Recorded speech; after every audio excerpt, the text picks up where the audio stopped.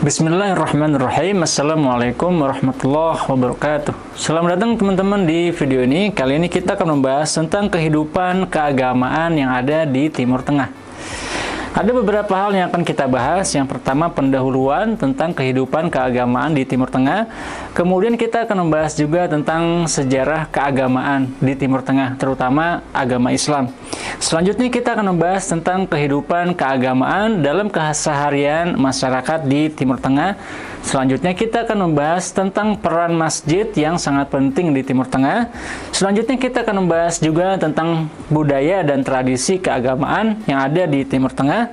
Selanjutnya kita akan membahas juga tentang tantangan-tantangan dan juga kesempatan yang ada di Timur Tengah, dan kita tutup dengan simpulan.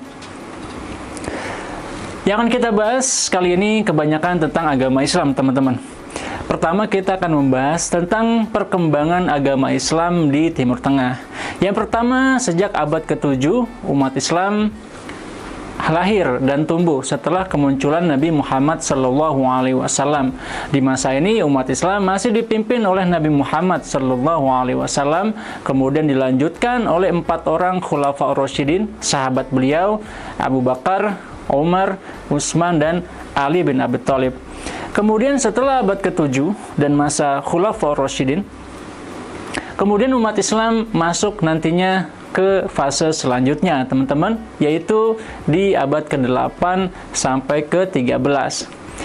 Di masa Nabi Muhammad SAW dan di masa Khulafaur Rasyidin, umat Islam masih bersatu, teman-teman sekalian. Namun sebenarnya di masa Khulafaur Rasyidin sudah muncul beberapa aliran-aliran baru di dalam agama Islam, terutama pasca wafatnya Utsman bin Affan yang kemudian melahirkan beberapa aliran seperti Syiah, para pendukung fanatik Ali bin Abi Thalib yang memiliki keyakinan yang agak berbeda dengan mayoritas umat Islam yang beraliran Sunni. Kemudian ada pula aliran Khawarij yang mereka ini keluar dari barisan Ali bin Abi Thalib. Dan selanjutnya di masa khilafah Umayyah dan khilafah Abbasiyah muncul lagi berbagai aliran-aliran baru, dan yang paling penting adalah munculnya mazhab-mazhab fikih yang ini muncul di masa Daulah Abbasiyah, berkembang antara abad ke-8 sampai abad ke-13 Masehi. Muncul beberapa mazhab-mazhab besar seperti mazhab Maliki, mazhab Hanafi, mazhab Hambali, dan juga mazhab Syafi'i yang perkembangan dan penyebarannya berbeda-beda di beberapa wilayah di dunia Islam. Selanjutnya, masuk ke abad-abad selanjutnya, abad ke-14 hingga abad ke-20, muncul dinasti-dinasti yang masing-masing dinasti ini memiliki kepemimpinan dan juga kekuasaan politik yang merdeka satu dengan yang lainnya.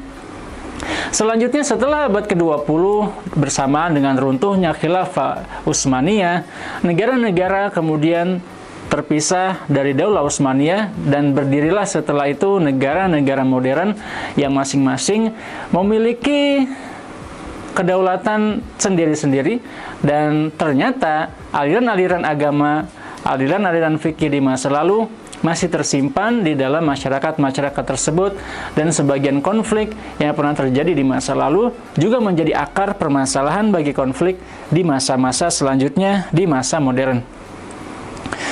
Yang pertama, kita akan bahas, teman-teman sekalian, selanjutnya tentang perbedaan Sunni Syiah dan penyebarannya. Sunni dan Syiah sebenarnya memiliki banyak kemiripan, namun hal yang paling penting adalah Syiah ini mereka fanatik kepada Ali bin Abi Thalib, dan mereka tidak mengakui beberapa khalifah umat Islam, antara lain Abu Bakar, Umar, dan juga Utsman tidak diakui oleh para pendukung Syiah. Bahkan mereka menganggap para khalifah tersebut sudah kafir, dan begitu juga para sahabat yang lainnya. Orang-orang Syiah ini, hadirin sekalian, teman-teman sekalian, kebanyakan terkonsentrasi di bekas wilayah Persia, yaitu wilayah Iran, Irak, dan sekitarnya. Ada beberapa negara lain yang memiliki presentasi Syiah cukup besar, seperti antara lain di Turki, kemudian Azerbaijan, Pakistan, dan juga Afghanistan dan Yaman. Namun yang paling besar tentu saja di wilayah Iran. Mengapa demikian? Karena Ali bin Abi Thalib memang memiliki hubungan keluarga dengan Kekaisaran Persia, karena Ali bin Abi Thalib memiliki menantu yang merupakan putri dari Kaisar Persia bernama Yazdagat. Selain itu, kita bisa lihat pula bahwa presentasi Syiah juga ada di berbagai wilayah lain. Yang paling tinggi tentu saja Iran, yang kurang lebih penduduknya 90-95% beraliran Syiah. Kemudian ada juga Azerbaijan yang kurang lebih 65-75% beraliran Syiah. Kemudian ada pula Bahrain, tetangganya Iran, yang presentasinya 65-75%. Ada pula Irak yang Syiahnya kurang lebih 65-70%. Kemudian ada Libanon 45-55%, dan yang lainnya semakin kecil dan semakin kecil lagi. Selain itu, penyebaran wilayah umat Islam dalam hal mazhab fikih juga beragam, teman-teman sekalian.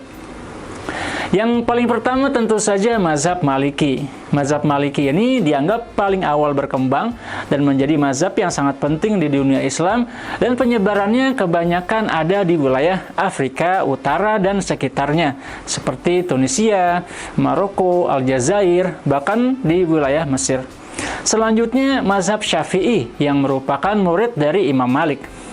Mazhab Syafi'i ini dianggap lebih moderat, pertengahan antara fundamentalis dan juga liberal, dan mazhab Syafi'i ini berkembang di beberapa wilayah, antara lain di wilayah Yaman, di wilayah Afrika bagian timur, dan juga di negeri kita, Indonesia, dan wilayah lain juga di Asia Tenggara. Selanjutnya adalah mazhab Hanafi. Mazhab Hanafi merupakan mazhab resmi dari Khilafah Abbasiyah dan juga Khilafah Utsmaniyah. Karena itu kita bisa melihat penyebarannya yang sangat luas, terutama di negara Turki, kemudian di wilayah India, di wilayah Pakistan, dan di sebagian wilayah Asia Tengah dan juga wilayah Cina. Selanjutnya yang paling terakhir muncul adalah mazhab Hambali. Mazhab ini berkembang sejauh ini menjadi sangat dominan hanya di wilayah Saudi Arabia dan menjadi mazhab resmi bagi pemerintahan Saudi Arabia. Lalu bagaimana kehidupan keagamaan sehari-hari di Timur Tengah? Kurang lebih mirip dengan yang ada di wilayah-wilayah Islam lainnya di luar Timur Tengah. Mereka juga melaksanakan sholat 5 waktu, kemudian ada kegiatan puasa Ramadan.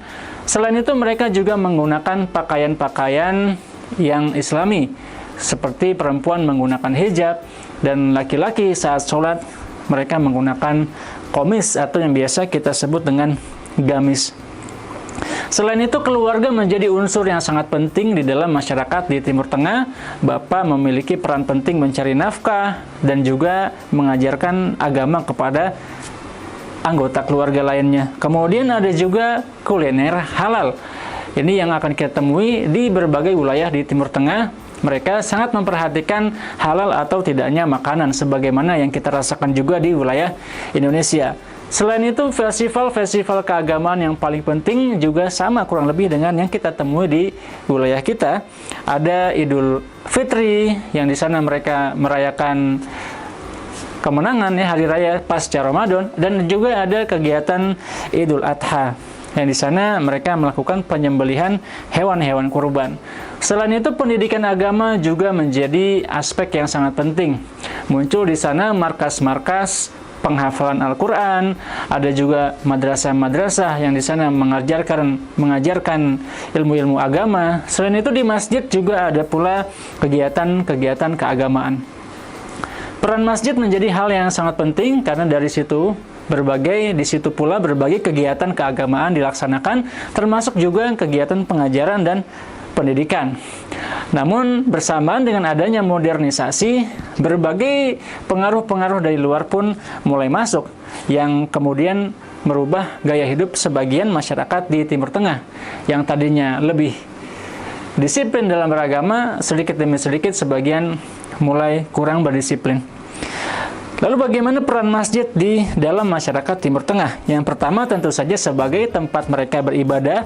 Yang kedua, masjid merupakan tempat mereka berkumpul di setiap hari Jumat untuk mendengarkan khutbah Jumat. Selain itu, masjid juga menjadi salah satu pusat pendidikan. Ilmu-ilmu keagamaan diajarkan di masjid dari generasi ke generasi, dari para masyayikh kepada murid-murid mereka. Selain itu, aktivitas sosial juga dilaksanakan di masjid.